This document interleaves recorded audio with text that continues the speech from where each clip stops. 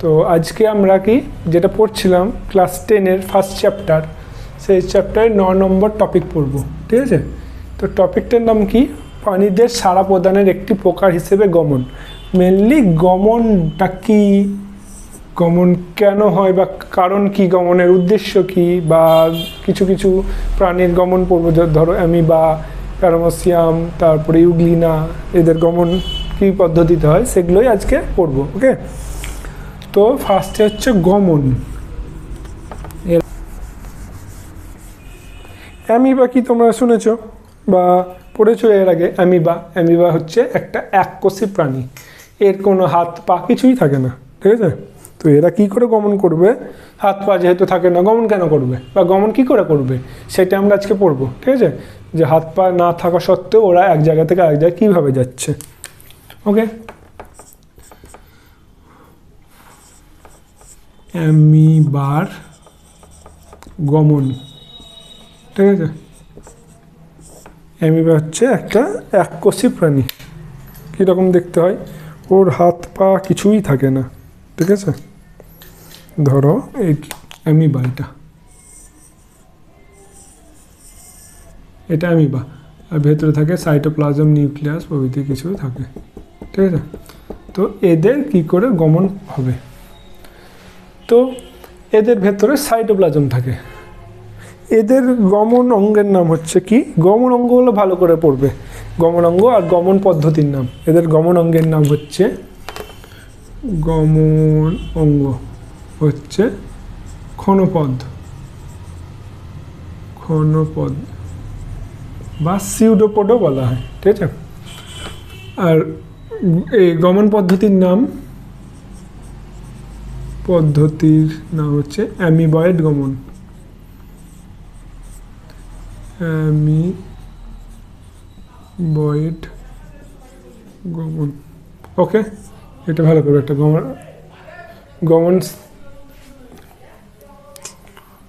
গমন অঙ্গ কি লিখেছি? গমন অঙ্গ হচ্ছে ক্ষণপদ, আর গমন পদ্ধতির নাম হচ্ছে অ্যামিবয়েড গমন, ঠিক আছে। তো কিভাবে গমন হয়? অ্যামিবা কী করে? অ্যামিবা যখন ওদের মানে গমনের দরকার পড়বে, ঠিক আছে, কিসের জন্য দরকার পড়বে পড়লাম উদ্দেশ্য হিসাবে। তো ওর মধ্যে কোনো একটা কারণে যদি ওদের গমন প্রয়োজন হয়, তখন কি হবে?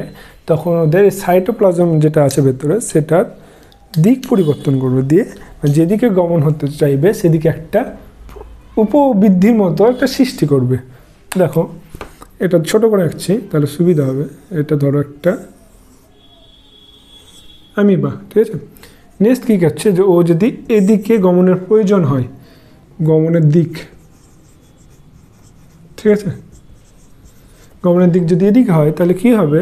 ধরো ওদের প্রতিনিয়ত কি ওদের বডি স্ট্রাকচারটা পরিবর্তন হবে, ঠিক আছে। তো কী হবে? ওরা একটা উপবৃদ্ধির মতো সৃষ্টি করবে। এটার নাম হচ্ছে ক্ষণপদ, ঠিক আছে, ক্ষণপদ, ওকে। তো কী হচ্ছে? মানে এটা তৈরি করছে দিয়ে এই জায়গাটা কোনো আঠালো জায়গা, মানে কোনো জায়গায় লেগে যাচ্ছে, এটা আঠালো একটা জিনিস। তো যখন এইভাবে লেগে যাচ্ছে তখন ওই জিনিসটা আটকে যাচ্ছে, তখন ও কী করছে? ও পিছিয়ে তার দেহের পিছনের অংশটা ওকে টেনে নিচ্ছে, ঠিক আছে। এইভাবে ও গমনটা সম্পন্ন করে, ঠিক আছে। এর ভেতরে কী বললাম? সাইটোপ্লাজম থাকে।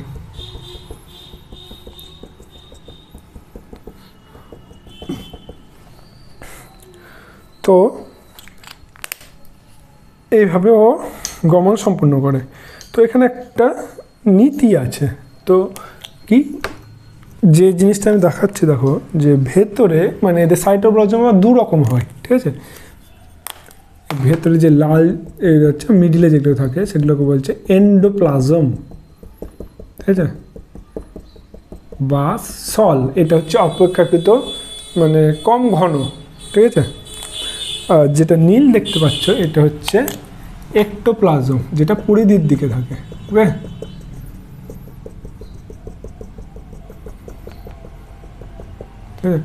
এটা হচ্ছে এক্টোপ্লাজম,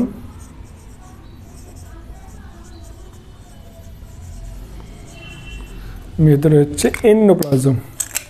কোনটা এন্ডো কোনটা একটু কী করে মনে রাখবে, এর আগে বলেছিলাম। কীভাবে মনে রাখবে কোনটা, মানে পরীক্ষার সময় তো গুলিয়ে দিতে পারে, এখানে এন্ডো লিখতে পারে, ওখানে একটু মনে রাখবে কী করে।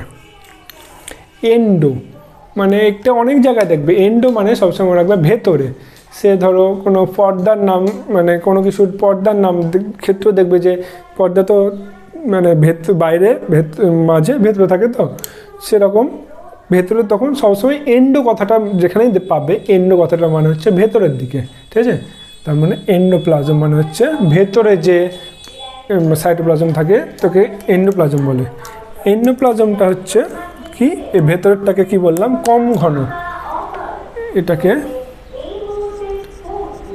সল বলা হয়, মানে কম ঘন। আর বাইরে যে পরিধির দিকে থাকছে ওটাকে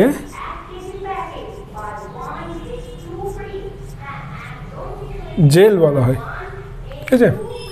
তো লাল যেটা দেখছো ওটা হচ্ছে সল, ওটাকে এন্ডোপ্লাজম বলছে। আর বাইরে যেটা নীল রঙে দেখতে পাচ্ছ ওটা হচ্ছে জেল বা এক্টোপ্লাজম, ওকে।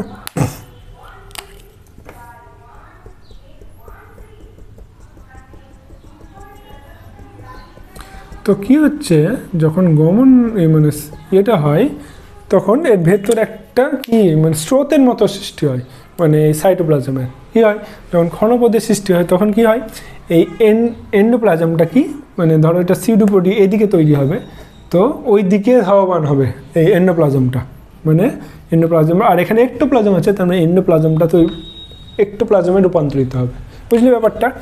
এখানে এন্ডো আছে, ঠিক আছে, আর একটু আছে এদিকে। আর যতক্ষণ পদ বা সিউডোপডি এটা এদিকে সৃষ্টি হবে, তাহলে কী হবে, এন্ডোপ্লাজমটা এক্টোপ্লাজমে রূপান্তরিত হবে, বা সলটা তৈরি হবে জেলে, সল জেলে রূপান্তরিত হবে, ঠিক আছে। তো কী হবে, সল জেলে হলো, তখন ওখানটা একটা সৃষ্টি হয়ে গেল ক্ষণপদের।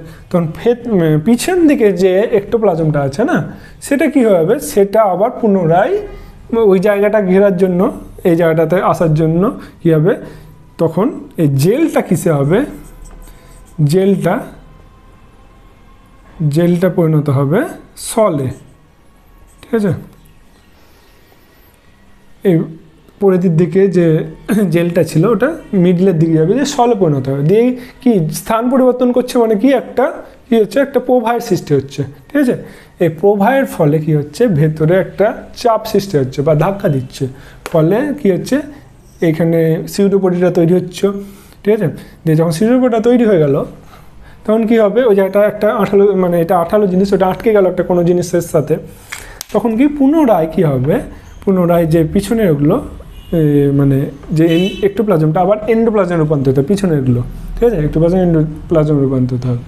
দিয়ে এইভাবে সার্কুলার ইসে কী হবে, ভেতরে একটা স্রোতের সৃষ্টি হবে, দিয়ে কী হবে, যে এই ক্ষণপথের সৃষ্টি হবে, তো ক্ষণপথটা একটা কোনো মানে যে দিকে আছে ওকে আঠার মতো লেগে যাবে, দিয়ে পুরো বডিটাকে টেনে নেবে এই যে সাইটোপ্লাজমের স্রোতটা তৈরি হচ্ছে তার জন্য, ঠিক আছে।